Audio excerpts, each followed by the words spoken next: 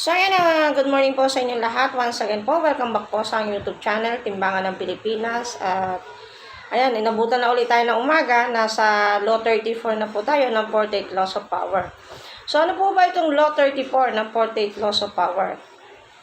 Ang title po niya, ito po, meron po tayong short form. Ayan.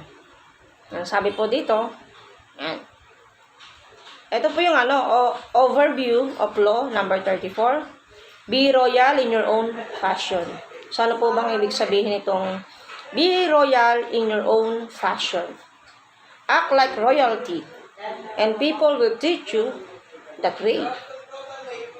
Ayan, project dignity and supreme confidence that you're destined for great things. If you demand a high price, people will think you're worth it. You'll accrue power and respect. So, ito po yung principles of Law 34. Act like royalty and people will treat you as if you were royal, conferring on your status, respect, and power. The crown creates an aura of power and entitlement that emanates from a king. Create such an aura for yourself by acting as if you're destined for great things. Your supreme confidence and belief in yourself will radiate power the same way a crown does. Act like a king to be treated like one. Yan daw po. According to Law 34 of the 48 Laws of Power, this kind of self-confidence is contagious. Others will believe it. And you can ask for and receive what you want. Your belief in yourself will become a self-fulfilling prophecy. So children charm adults this way when they confidently and happily ask for what they want. And adults enjoy indulging them. Be sure to act differently. People have expectation for how a king should act, and you must meet them in order to be treated like a king. One of the most important is to act differently. Separate yourself from those around you.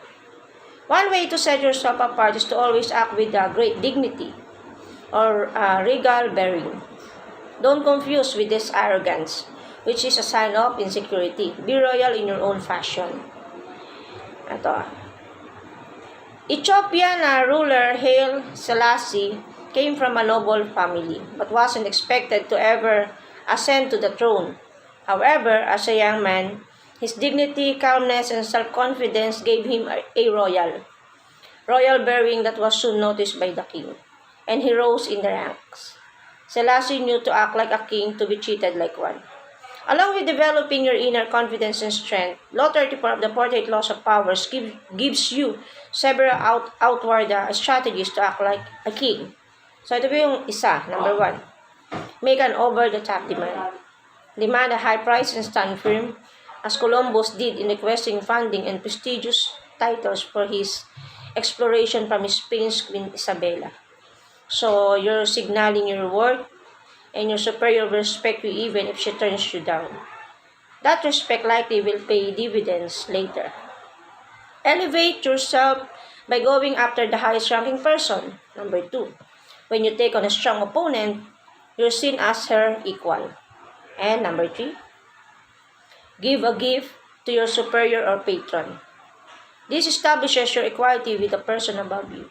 You'll also get what you want in return and without begging, which would make you seem small. Diba? Putting Law 34 to work. Here's an example of how to apply 34 of the 48 Laws of Power. Christopher Columbus, who was the son of a cheese vendor, adopted an attitude and presence that convinced people he was descended from Italian royalty. When he wanted support for his exploration, he approached Queen Isabella and other monarchs as if he were one of them.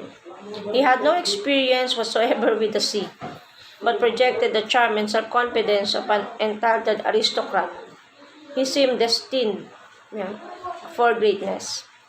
He also set a high price, which established his status besides ships, equipment, and pays for crews. He wanted the title Grand Admiral of the Oceanic Sea, the position of viceroy over territory he discovered, and 10% of the proceeds from the islands, from these lands. So he got everything but a percentage of the proceeds. But like Columbus, Confidently ask for the moon, and others will think you're worth it. Act like a king to be treated like one. Be royal in your own fashion. So ito po yung exemptions of Law 34. Are there any exemptions to Law 34 of the 48 powers of law? Should you ever not act like a king to be treated like one? While it's important to set yourself apart from others, never do it by humiliating people, which will create a backlash. So, ayan guys, tingnan pa natin yung ibang mga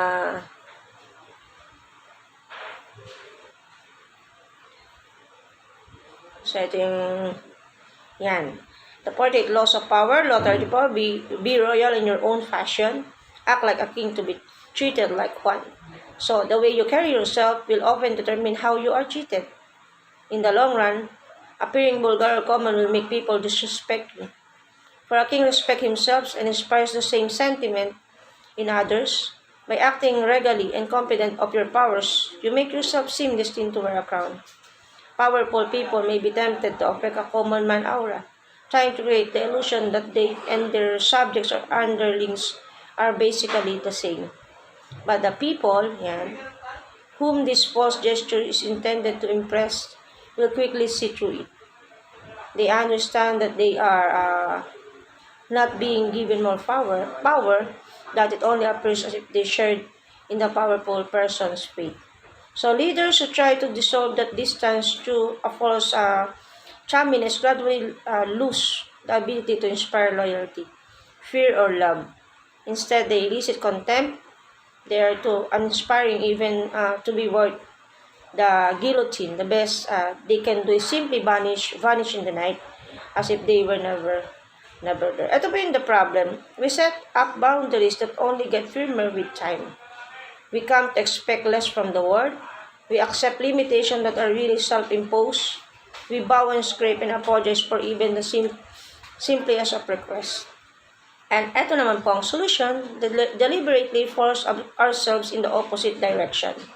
Downplay the failures and ignore the limitations. Make yourself demand and expect as much as a child. The strategy of the crown. Number 1, based on simple chain of cause and effect, if we believe we are destined for great things, our belief will radiate outward. These outward radiance will infect the people around you. Your limits and boundaries disappear. You will be surprised how often it bursts fruit. Be overcome by your self-belief. And even while you know you are practicing a kind of deception on yourself, act like a king or queen, you are likely to be treated as one. So ito po yung difference. The crown may separate you from other people. It is up to you to make that separation real. You have to act differently, demonstrating your distance from those around you. One way to emphasize your difference is to always act with dignity, no matter the circumstance. Do not confuse regal bearing with arrogance. It betrays insecurity. So ito po yung 3 strategies to reinforce a royal demeanor. The Columbus strategy, always make a bold demand, set your price high, do not waver. Ito naman po yung kay David and the Goliath strategy. In a dignified way, go after the highest person in the building by choosing a great opponent to create the appearance of greatness. This puts you on the same plane as the chief executive you are attacking. At ito lang po yung number 3, the gift strategy. Give a gift of some sort to those above you. By giving your patron a gift, you are saying that the two of you are equal. It is the old con game of giving so that you can take. The gift strategy is subtle and brilliant because you do not beg. You ask for help in a dignified way that implies equality between two people, one of whom just happens to have more money. So ito po yung remember na ipakatandaan natin. It's up to you to set your own price.